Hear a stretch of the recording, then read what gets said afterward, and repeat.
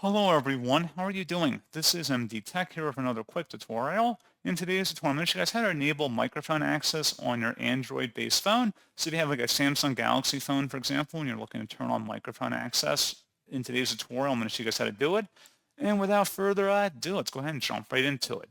So all you have to do is swipe up on the home screen and select the setting gear button. And then you want to go ahead and scroll down underneath where it says security and privacy and select that. And now you want to scroll down again underneath privacy and you want to select privacy controls.